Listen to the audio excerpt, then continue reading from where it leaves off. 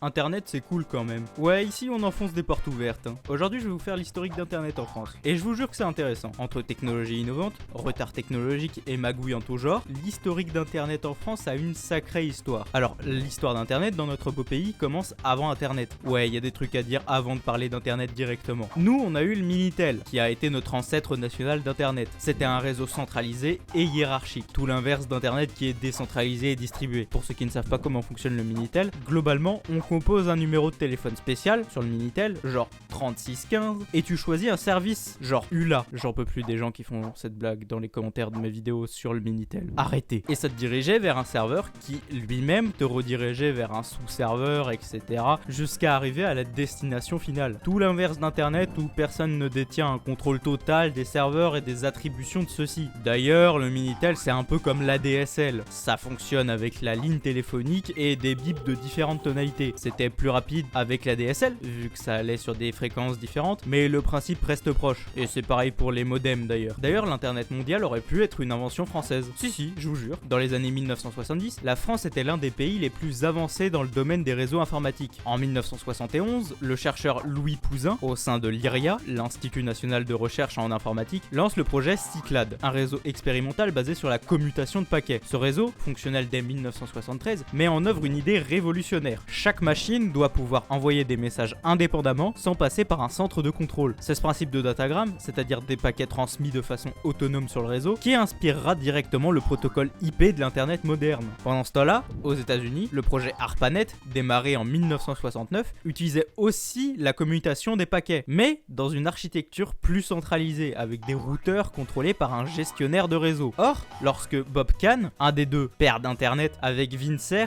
découvre les travaux de Louis Pouzin en 1973 lors d'une conférence internationale à Brighton, il est frappé par la modernité de Cyclade. D'ailleurs, il reconnaîtra plus tard s'être largement inspiré de son architecture pour concevoir avec Cerf le protocole TCP/IP qui verra le jour en 1974. En clair, on avait 2 ans d'avance sur les Américains en matière de réseau ouvert, robuste et décentralisé. Si le projet Cyclade avait été poursuivi et soutenu, la France aurait pu proposer, dès la seconde moitié des années 70, un réseau national interconnecté bien avant la standardisation de TCP/IP par les États-Unis au début des années 1980. On aurait pu voir naître un internet à la française, qu'on aurait potentiellement ouvert au monde à la manière des Américains avec internet du coup. Mais en 1978, sous pression de France Télécom, qui préparait le déploiement du Minitel, le gouvernement français met fin au financement de Cyclade. Le choix se porte alors sur le réseau X25, plus rigide et centralisé, jugé plus compatible avec l'infrastructure téléphonique traditionnelle. Ce revirement stratégique enterre les chances de la France de dominer l'architecture des réseaux mondiaux et laisse le champ libre aux États-Unis pour imposer leur vision d'un réseau planétaire, qui deviendra Internet. D'ailleurs, vous savez aussi ce qu'ils ont inventé les États-Unis ? YouTube. Et le meilleur youtubeur de la plateforme, c'est évidemment V-League, donc abonnez-vous. Et laissez un like aussi, ça fait toujours plaisir. Ce qui est marrant, ou plutôt tragique d'ailleurs, c'est que la France a eu entre les mains une des briques fondamentales de l'Internet, et comme souvent, on est super bon en informatique, et dans plein d'autres domaines aussi. Mais derrière, les décisions sont prises par des vieux fossiles accrochés à leur vieille structure, qui veulent surtout tout contrôler, et qui, en vrai, s'en foutent complètement de l'innovation. Résultat, on a inventé des trucs cool que d'autres ont développé à notre place. Bon, maintenant que tout est dit, recentrons-nous sur notre histoire. La première fois qu'on a vu arriver l'internet mondial en France, c'était en 1988, à l'IRIA. Ce qui est pas étonnant du coup au vu de leur passif, mais aussi dans quelques universités. Alors, je suis pas sûr, mais de ce que j'ai trouvé, on avait Paris Sud, Paris 6, Grenoble et Lyon. Ce qui fait 4 à être reliés fin 88. D'ailleurs, la toute première connexion en TCP/IP, le protocole internet, s'est fait par un satellite que l'IRIA avait loué à France Télécom parce qu'à l'époque,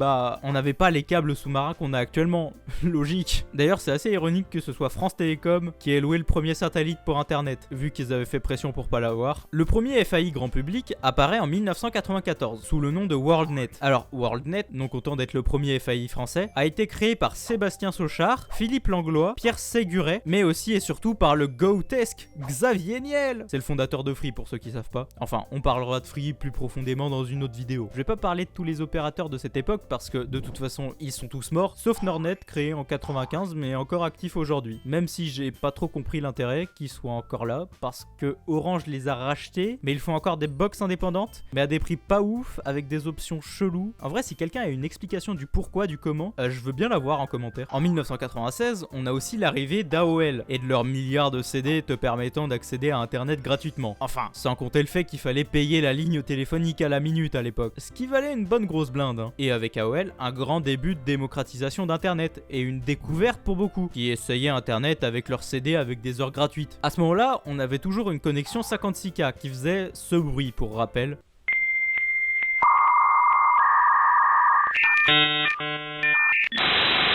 Et on pouvait pas passer d'appel en même temps qu'on utilisait internet, vu que le modèle utilisait exactement les mêmes plages de fréquences que le téléphone. Donc si tu décrochais le téléphone, tu entendais... Ouais, compliqué de suivre une conversation là. Et là, on arrive tranquillement en 2000. Et il se passe deux trucs cool en 2000. Déjà, on a le début de l'internet haut débit. Ouais, c'est comme ça qu'ils appelaient la DSL à l'époque. La gueule du haut débit. C'est pour ça que l'appellation de la fibre, c'est très haut débit d'ailleurs. Ça fonctionnait comment globalement le haut débit? En gros, il y a des chercheurs, ils ont vu que sur une ligne téléphonique, de manière classique, tu avais toute une fréquence inutilisée. Et c'était des hautes fréquences. Donc on pouvait transmettre de la donnée en haute fréquence sur une plage bien plus grande que celle des modems et en même temps passer des appels. Parce que la plage des fréquences des appels était plus basse que celle de la DSL. D'ailleurs, dans des vieilles maisons avec des très anciennes lignes téléphoniques, on peut pas avoir la DSL parce que les lignes dans la maison sont pas assez grandes, on va dire, pour faire passer les hauts signaux qu'utilise la DSL. D'ailleurs, c'est pour ça qu'on avait un filtre pour séparer le téléphone et la DSL dans les prises murales. Donc à ce moment-là, c'était le début de la fin pour les modems. Et dans un deuxième temps, on a la fin du monopole de France Télécom sur les lignes téléphoniques et donc la possibilité de dégroupage. En gros, ça permet d'utiliser les lignes de France Télécom sans payer France Télécom. Et vu que toutes les lignes étaient évidemment à France Télécom, vu qu'ils avaient le monopole d'État, à partir de ce moment-là, tout a pu commencer à s'accélérer. La guerre des opérateurs peut commencer. Il y avait le plus gros, Wanadoo, fondé en 1996, c'était une filiale de France Télécom, et c'était les meilleurs à l'époque. Bon, quand tu avais le monopole sur la ligne téléphonique pendant plusieurs années, ça aidait, faut dire. Bon, c'était aussi les plus chers. On connaît bien France Télécom. Oui, d'ailleurs, France Télécom aujourd'hui c'est Orange. Sinon, on aura aussi CGTEL qui fusionne avec SFR plus tard. On aura Club Internet qui fusionnera avec 9 CGTEL. Ouais, parce que CGTEL ça fusionne avec 9 qui appartenait aussi à SFR. Enfin bref, c'est un bordel, je vous en reparlerai. AOL France qui décide aussi de faire de la DSL, mais qui va pas vraiment réussir et revendre son activité de FAI dès 2006. Et enfin, en 2002, on a Free qui lance la fameuse box triple play, le type de box qu'on a tous chez nous, ou presque. C'est-à-dire une box internet, télé, téléphone. Et le tout beaucoup moins cher que les concurrents. C'est-à-dire que pour le prix d'une box Free, on n'avait pas un seul des 3 abonnements chez n'importe quel opérateur. Pour info, la plupart des FAI c'était 45 € ou plus pour une connexion ADSL, autour de 512 kilobits par seconde. Alors que Free pour la télé, le téléphone et internet c'était 29,99. C'était la première fois que Free faisait descendre drastiquement les prix, mais pas la dernière. D'ailleurs, personne ne croyait à cette box triple play à la base, alors que, comme on le sait, ça a bien fonctionné. Voilà d'ailleurs la réaction d'AOL au lancement de la Freebox première du nom. En automne 2002, Free, un autre fournisseur d'accès, surprend tous ses concurrents en lançant un forfait haut débit à 30 € par mois, quand AOL vend le même produit pour 40 €. Un coup dur pour Stéphane Trépoz, qui ne pensait pas que le prix du haut débit pouvait descendre si bas.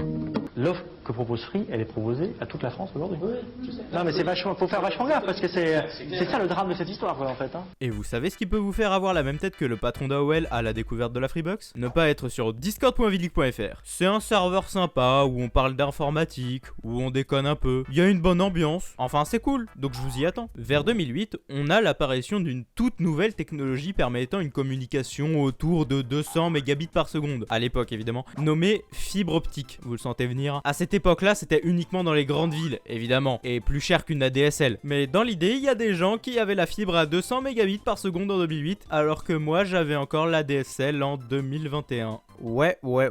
Et globalement, depuis 2015, on a le déploiement du réseau fibre qui devrait s'étendre dans toute la France vers fin 2026. Entre gros guillemets, évidemment. On sait bien que ça sera pas le cas, mais bon. Et c'est les 4 opérateurs qu'on connaît bien qui se tirent la bourre sur le marché français aujourd'hui. SFR, Orange, Free et Bouygues Télécom. Les autres ne représentant qu'une infime partie du marché. Et maintenant, qu'est-ce qu'on fait de la DSL? La question est légitime. Non, parce que la DSL, ça passe par les lignes téléphoniques cuivre. Et ces lignes se font voler pour leur cuivre, justement. Parce qu'à la revente, ça rapporte pas mal. Mais surtout, pourquoi entretenir 2 réseaux distincts pour faire la même chose, c'est-à-dire Internet? Parce que maintenant, le téléphone et la télé, ça passe par Internet comparé à 2002. Donc on va pas garder une ligne cuivre chère et compliquée à entretenir, alors qu'on a la fibre optique avec des câbles en verre pas très chers et qui en général sont pas volés dû à leur quasi-absence de valeur à la revente. Dans un premier temps, à partir du 31 janvier 2026, il ne sera plus possible de souscrire à une box ADSL, comme on ne peut aujourd'hui plus souscrire juste au téléphone par exemple. Et à partir de cette date, un préavis de 5 ans sera adressé à toute personne ayant encore un réseau ADSL, pour passer à la fibre ou à une technologie alternative, pour ceux qui n'ont pas accès, genre les box 4G, 5G ou satellite par exemple. Par ailleurs, des rappels pour vous dire de changer d'abonnement seront envoyés régulièrement, pour que personne ne soit pris au dépourvu. Mais en plus de cette mesure, les maires dans les villages et des employés de communes dans les villes seront mandatés par Orange pour aller voir leurs administrés et leur indiquer toutes les dispositions à mettre en œuvre et qui contacter ou comment faire. Une mesure qui sera surtout pour les personnes les plus âgées, moins au courant de tout ça. Et aux alentours de 2030, le réseau sera entièrement coupé. Toute personne étant restée en ADSL verra son forfait résilié et n'aura plus ni téléphone ni internet. Il y a cependant une toute petite exception pour les gens ayant toujours un abonnement uniquement téléphone. Alors oui, il y en a plus beaucoup, mais ça existe. Faut pas avoir résilié son abonnement depuis que c'est plus disponible globalement. Un petit boîtier sera fourni par l'opérateur pour simuler le comportement d'une ligne classique, mais passera par le réseau IP interne de l'opérateur pour ne pas couper brutalement les personnes âgées qui ont encore juste le téléphone. Et ainsi, en 2030, nous dirons au revoir à notre vieil ami la DSL. Dans cette vidéo, on a pu voir qu'en à peine 20 ans, on est passé du bruit du modem 56K à la fibre très haut débit qui permet de regarder Netflix en 4K, de la galère d'un internet payé à la minute à un internet illimité. Mais ce qui est sûr, c'est que l'histoire d'internet en France, c'est pas juste une histoire de gros geeks à lunettes, mais aussi de bonnes idées, beaucoup de thunes et des vieux en costard qui savent pas ce que c'est un ordinateur. Et aujourd'hui, même si on a pas mal raté le coche, on a réussi à être parmi les meilleurs au monde. Bon, sur ce, merci aux membres de soutenir les vidéos et à la prochaine.